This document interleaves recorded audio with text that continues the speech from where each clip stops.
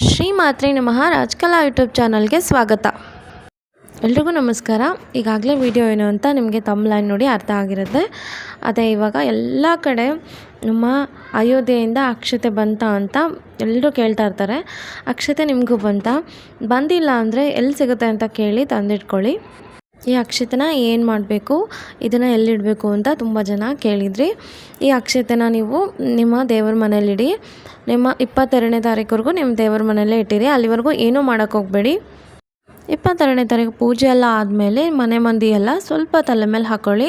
ಆಮೇಲೆ ನಿಮ್ಮ ಹತ್ರ ತುಂಬ ಜಾಸ್ತಿ ಇದ್ದರೂ ಸ್ವಲ್ಪ ಇದ್ದರೂ ಇದನ್ನು ನೀವು ಅನ್ನ ಮಾಡ್ತಿರಲ್ಲ, ಅದರಲ್ಲಿ 1-2 ಅಕ್ಷತೆ ಹಾಕ್ಬಿಟ್ಟು ಪುಳಿಯೋಗರೆನೋ ಚಿತ್ರಾನ್ನನೋ ಮಾಡಿಬಿಟ್ಟು ಮನೆ ಮಂದಿ ಎಲ್ಲ ತಿನ್ನಿ. ಇದು ಒಂಥರ ತುಂಬ ಚೆನ್ನಾಗಿರುತ್ತೆ. ತುಂಬ ಇದ್ದರೆ ತುಂಬ ಹಾಕ್ಬಿಟ್ಟೆ ಮಾಡಿ. ಇಲ್ಲ ಸ್ವಲ್ಪ ಬೀರುನಲ್ಲಿ ಎತ್ತಿಟ್ಕೊಳ್ಳೋಂಗಿದ್ರೆ ಎತ್ತಿಟ್ಕೊಳ್ಳಿ.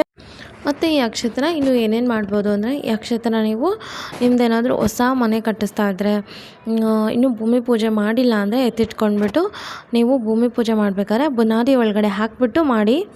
ಈ ಅಕ್ಷತೆನ ನೀವು ಹಾಕಿ ಬುನಾದಿ ಒಳಗಡೆ ಮನೆ ಕಟ್ಟೋದ್ರಿಂದ ನಿಮ್ಮ ಮನೆಗೆ ಶ್ರೀರಾಮ ರಕ್ಷೆ ತುಂಬ ಚೆನ್ನಾಗಿರುತ್ತೆ. ನೀವು ಎಷ್ಟೋ ವರ್ಷಗಳಾದರೂ ನಿಮಗೆ ನೆನಪಿರುತ್ತೆ ಇದರೊಳಗೆ ಅಯೋಧ್ಯೆಯಿಂದ ಬಂದಿರೋ ಅಕ್ಷತೆನ ಹಾಕಿದ್ದೀವಿ ಅಂತ. ಹಾಗೆ ರಾಮ ರಕ್ಷೆನೂ ಇರುತ್ತೆ. ಹಾಗೆ ಸೂತಕ ಇರೋ ಮನೆಯಲ್ಲಿ ಆದರೆ ಯಾರಾದರೂ ಸತ್ತೋಗಿರೋರು, ಈ ಥರ ಏನಾದರೂ ದೊಡ್ಡವರಾಗಿರೋರು ಆ ಥರ ಎಲ್ಲ ಇದ್ದರೆ ಅವ್ರ ಮನೇಲಿ ಇಸ್ಕೋಬೇಡಿ, ಬೇರೆಯವ್ರ ಮನೇಲಿ ಎತ್ತಿಟ್ಟಿರಿ. ನಿಮ್ಮದೆಲ್ಲ ಇದಾಗುತ್ತಲ್ಲ, ಸೂತಕ ಎಲ್ಲ ಮುಗಿದ್ಮೇಲೆ ಬೇಕಾದರೆ ತಂದಿಟ್ಕೊಳ್ಳಿ. ನೀವು ಈ ಥರ ಟೈಮಲ್ಲಿ ಮನೆ ಒಳಗಡೆ ಅದನ್ನ ತೊಗೋಬೇಡಿ, ಯಾಕಂದರೆ ಇದು ತುಂಬ ಪವಿತ್ರವಾದದ್ದು. ಅದಕ್ಕೆ ಆ ಥರ ಸಮಯದಲ್ಲಿ ಒಳಗಡೆ ತೊಗೋಬೇಡಿ. ಹಾಗೆ ಪೀರಿಯಡ್ಸಲ್ಲಿರೋ ಹೆಣ್ಮಕ್ಳು ಕೂಡ ಮುಟ್ಟಕ್ಕೆ ಹೋಗಬೇಡಿ ನಿಮ್ಮದೆಲ್ಲ ಮುಗಿಯೋವರೆಗೂ. ಇನ್ನು ಯಾರಿಗೆಲ್ಲ ಅಕ್ಷತೆ ಸಿಕ್ಕಿಲ್ಲ ಅಂದರೆ ಎಲ್ಲಿ ಸಿಗುತ್ತೆ ಅಂತ ಕೇಳಿ ತಿಳ್ಕೊಂಡ್ಬಿಟ್ಟು ದಯವಿಟ್ಟು ತಂದು ಮನೇಲಿ ಇಟ್ಕೊಳ್ಳಿ. ನಾವೆಲ್ಲ ತುಂಬ ಧನ್ಯರು, ನಾವೆಲ್ಲ ತುಂಬ ಪುಣ್ಯವಂತರು.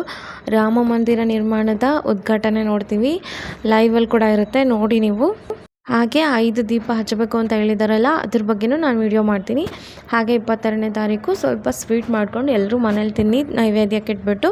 ಈ ವಿಡಿಯೋ ಇಷ್ಟ ಆದರೆ ಲೈಕ್ ಮಾಡಿ, ಶೇರ್ ಮಾಡಿ, ಸಬ್ಸ್ಕ್ರೈಬ್ ಮಾಡಿ. ಹಾಗೆ ಜೈ ಶ್ರೀರಾಮ್ ಅಂತ ಟೈಪ್ ಮಾಡೋದು ಮರಿಬೇಡಿ. ಶ್ರೀ ಮಾತೆ ನಮಃ.